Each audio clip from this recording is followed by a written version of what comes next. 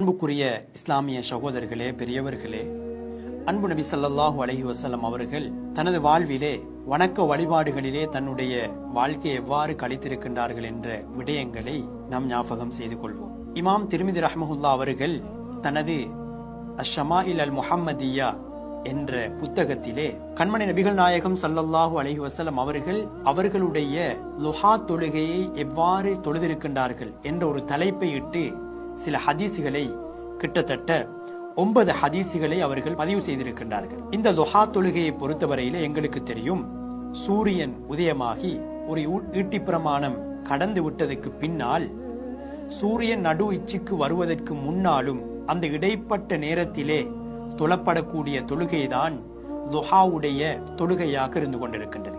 அன்பு நபி ஸல்லல்லாஹு அலைஹி வஸல்லம் அவர்கள் இந்த தொழுகையை எப்போதும் தொழுது வந்திருக்கின்றார்கள் என்பது எங்களுக்கு ஹதீசுகள் ஊடாக விளங்குகின்றது. இமாம்கள் இந்த துஹாவுடைய தொழுகை ஏன் ஷரீஅத்தாக ஆக்கப்பட்டிருக்கின்றது, மார்க்கமாக ஆக்கப்பட்டிருக்கின்றது என்பதற்கு ஒரு நுட்பத்தை சொல்லுகின்றார்கள். அதாவது, ஒரு அடியான் சுபஹ் தொழுகையை தொழுதுவிட்டால் அடுத்த ஃபர்லான தொழுகை லுஹருடைய தொழுகை வரும் வரைக்கும் மிக நீளமான ஒரு நேரம் அங்கு காணப்படுகின்றது. ஒரு அடியான் இபாதத்துக்களை விட்டும் மிக நீளமான நேரம் தூரமாக இருக்கக்கூடாது.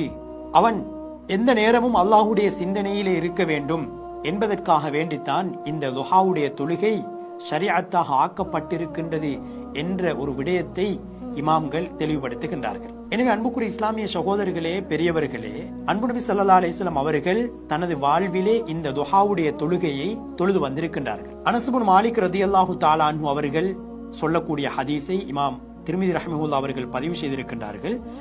அன்னன் நபிய ஸல்லல்லாஹு அலைஹி வஸல்லம் கான யுஸல்லி அத்-துஹா 6 ரக்அத். நபி ஸல்லல்லாஹு அலைஹி வஸல்லம் அவர்கள் துஹாவுடைய தொழுகையை என்ன செய்வார்கள்? 6 ரக்அத்துக்களாக தொழக்கூடியவர்களாக இருந்தார்கள் என்பதை அனஸ் இப்னு மாலிக் ரலியல்லாஹு அன்ஹு அவர்கள் அறிவிக்கின்றார்கள். அதே போன்று இன்னும் ஒரு ஹதீஸ் உம்முஹானி ரலியல்லாஹு தஆலா அன்ஹு அவர்கள் அறிவிப்பு செய்யக்கூடியது, அன்ன ரசூலுல்லாஹி ஸல்லல்லாஹு அலைஹி வஸல்லம் தஹல பைத்தஹா யௌம ஃபத்ஹி மக்கா. ஸல்லல்லாஹு அலைஹி வஸல்லம் அவர்கள் ஃபத்ஹு மக்காவுடைய தினத்திலே உம்முஹானி ரலியல்லாஹு அன்ஹா அவர்களுடைய வீட்டுக்கு நுழைந்தார்கள். ஃபக்தஸல, குளித்துக் கொண்டார்கள். ஃபஸப்பஹ 8 ரக்அத்தின் மா ரஅய்துஹு ஸல்லல்லாஹு அலைஹி வஸல்லம் ஸல்லா ஸலாத்தன் கத்து அஹஃப மின்ஹா غير أنه كان يتم الركوع والسجود. இந்த ஹதீஸிலே ஸல்லல்லாஹு அலைஹி வஸல்லம் அவர்கள் துஹாவுடைய இந்த தொழுகையை 8 ரக்அத்துக்களாக தொழுதிருக்கின்றார்கள் என்பதை உம்முஹானி ரலியல்லாஹு அன்ஹா அவர்கள் சொல்லி காட்டுகின்றார்கள். எனவே அன்புக்குரிய இஸ்லாமிய சகோதரர்களே, பெரியார்களே, இந்த ஹதீஸிலே உம்முஹானி ரலியல்லாஹு அன்ஹா சொல்கின்றார்கள், 8 ரக்அத்தை தொழுதார்கள், அவசரமாக தொழுதார்கள் என்றாலும் ருக்கூஐயும் சுஜூதையும் பரிபூரணமாக பூர்த்தியாக தொழுதிருக்கின்றார்கள் என்பதை அவர்கள் சொல்லி காட்டுகின்றார்கள். இந்த ஹதீஸை பொறுத்தவரையிலே நான் குறிப்பிட்ட இந்த 2 ஹதீசுகளையும் வைத்து உலமாக்கள் சொல்லி காட்டுகின்றார்கள். இதே போன்று இன்னும் சில ஆயிஷா ரலியல்லாஹு அன்ஹா அவர்கள் அறிவிக்கக்கூடிய சில ஹதீசுகளையும் வைத்து உலமாக்கள் சொல்கின்றார்கள். இந்த துஹாவுடைய தொழுகையை பொறுத்தவரையிலே அது ஒரு சுன்னத்தான தொழுகை. ஸல்லல்லாஹு அலைஹி வஸல்லம் அவர்கள் தொழுது வந்திருக்கின்றார்கள். அந்த தொழுகையினுடைய ரக்அத்துக்களுடைய எண்ணிக்கை விடயத்திலே உலமாக்கள் வித்தியாசமாக சொல்லி இருக்கின்றார்கள். சில போது ஸல்லல்லாஹு அலைஹி வஸல்லம் அவர்கள் 2 ரக்அத்தாக தொழுதிருக்கின்றார்கள். இன்னும் சில போது அது குறைந்த அளவு. இன்னும் சில போது 4 ரக்அத்துக்களாக தொழுதிருக்கின்றார்கள். அது ஒரு நடுநிலையான அளவு என்று உலமாக்கள் தெளிவுபடுத்துகின்றார்கள்.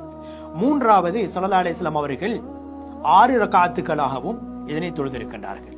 இன்னும் சில போது இந்த லுஹாவுடைய தொழுகையை 8 ரக்அத்துக்களாகவும் ஸல்லல்லாஹு அலைஹி வஸல்லம் அவர்கள் தொழுதிருக்கின்றார்கள் என்றும், மற்றும் சில அறிவிப்புகளின் அடிப்படையிலே ஸல்லல்லாஹு அலைஹி வஸல்லம் அவர்கள் 12 ரக்அத்துக்களாகவும் இந்த துஹாவுடைய தொழுகையை தொழுதிருக்கின்றார்கள் என்பது எங்களுக்கு உலமாக்கள், இமாம்கள் தெளிவுபடுத்துகின்றார்கள். ஒருவர் தன்னால் எத்தனை ரக்அத்தை தொழ முடியும், 2 ரக்அத்துக்களாக இருக்கலாம், அல்லது 4ஆக இருக்கலாம், 6ஆக இருக்கலாம், 8ஆக இருக்கலாம், அல்லது 12ஆக இருக்கலாம். எந்த அளவு தொழ முடியுமோ முடியுமான அளவு அந்த தொழுகையை தொழுது கொள்ள வேண்டும். உலமாக்கள் சொல்கின்றார்கள், மிகவும் பூர்த்தியான அளவு 8 ரக்அத் என்பதை தெளிவுபடுத்தி இருக்கின்றார்கள். உம்முஹானி ரலியல்லாஹு அன்ஹா அவர்கள் அறிவிக்கக்கூடிய இந்த ஹதீஸிலே ஸல்லல்லாஹு அலைஹி வஸல்லம் அவர்கள் அவசரமாக தொழுதார்கள் என்று சொல்லியிருக்கின்றார்கள். அதுவும் அவசரமாக தொழுதாலும் ருக்கூஐயும் சுஜூதையும் பரிபூரணமாக நிறைவேற்றினார்கள். அதாவது அந்த ஃபத்ஹு மக்கா, மக்காவுடைய வெற்றி கிடைக்கக்கூடிய சந்தர்ப்பத்திலே ஸல்லல்லாஹு அலைஹி வஸல்லம் அவர்களுக்கு பல அலுவல்கள் இருந்திருக்கும், பல விடயங்கள், பல காரியங்கள், பல வேலை சோழிகள் இருந்திருக்கும். அப்படியான விடயங்களிலே ஸல்லல்லாஹு அலைஹி வஸல்லம் அவர்கள் செல்ல வேண்டும், செய்ய வேண்டும், கலந்து கொள்ள வேண்டும் என்பதற்காக அந்த நேரத்திலே ஸல்லல்லாஹு அலைஹி வஸல்லம் அவர்கள் சுருக்கமாக என்ன செய்திருப்பார்கள், தொழுதிருப்பார்கள். அதுவும் 8 ரக்காத்துக்களை ஸல்லல்லாஹு அலைஹி வஸல்லம் அவர்கள் தொழுதிருக்கின்றார்கள். அன்புக்குரிய இஸ்லாமிய சகோதரர்களே, பெரியவர்களே, எனவே ஸல்லல்லாஹு அலைஹி வஸல்லம் அவர்களுடைய இபாதத்துக்களிலே அந்த ஃபத்ஹு மக்காவுடைய வெற்றி கொள்ளப்பட்ட அந்த சந்தர்ப்பத்தில் கூட அவர்களுடைய இந்த உஃபரியான சுன்னத்தான வணக்கத்தை அவர்கள் விடவில்லை. ஆனால் நாம் என்ன செய்கின்றோம்? எங்களுடைய வீட்டிலே இருக்கக்கூடிய திருமண வைபவங்கள் அல்லது வேறு வைபவங்கள், வேறு நிகழ்வுகள் வரக்கூடிய நேரத்திலே நாம் என்ன செய்வோம்? எங்களுடைய சுன்னத்தான தொழுகை ஒரு பக்கம் இருக்க, எங்களுடைய ஃபர்லான தொழுகைக்கு கூட, ஃபர்லான இபாதத்துக்களுக்கு கூட நாம் என்ன செய்கின்றோம்? விடுமுறை வழங்கக்கூடிய ஒரு துர்ப்பாக்கிய நிலையை சமூகத்திலே, எங்களுடைய வாழ்க்கையிலே நாம் பார்க்கக்கூடியதாக இருந்து கொண்டிருக்கின்றது. இதனை நாம் கண்டிப்பாக தவிர்க்க வேண்டும். அந்த வெற்றி கொள்ளப்பட்ட மக்காவுடைய வெற்றி கிடைத்த அந்த சந்தர்ப்பம் எப்படியான சந்தோஷமான ஒரு சந்தர்ப்பம், சமூகத்தோடு ஒன்றரை கலந்து தமது வெற்றியை கழிக்கக்கூடிய ஒரு சந்தர்ப்பம். இந்த சந்தர்ப்பத்தில் கூட ஸல்லல்லாஹு அலைஹி வஸல்லம் அவர்கள் இந்த உஃபரியான சுன்னத்தான இந்த துஹாவுடைய தொழுகை அவர்கள் என்ன செய்யவில்லை? விடுபடவில்லை, அதற்கு விடுமுறை வழங்கவில்லை. ஓடோடி வந்து அந்த தொழுகையை உம்மு ஹானி ரலியல்லாஹு அன்ஹா அவர்களுடைய வீட்டுக்குள்ளே நிறைவேற்றி விட்டு அவர்களுடைய அடுத்த காரியங்களுக்கு, அலுவல்களுக்கு ஸல்லல்லாஹு அலைஹி வஸல்லம் அவர்கள் சென்றிருக்கின்றார்கள் என்பது இந்த ஹதீசுகள் எங்களுக்கு தெள்ளத் தெளிவாக சொல்லி காட்டுகின்றது. எனவே அன்புக்குரிய இஸ்லாமிய சகோதரர்களே, பெரியவர்களே, தாய்மார்களே, நேர்களே, நாம் என்ன செய்ய வேண்டும் என்றால் எங்களுடைய வாழ்க்கையிலும் மாற்றத்தை கொண்டு வர வேண்டும். இந்த ரபியுல் அவ்வல் மாதத்திலே ஒவ்வொரு விடயமாக நாம் பார்க்கின்றோம். இது ஸல்லல்லாஹு அலைஹி வஸல்லம் அவர்களுடைய துஹா தொழுகை.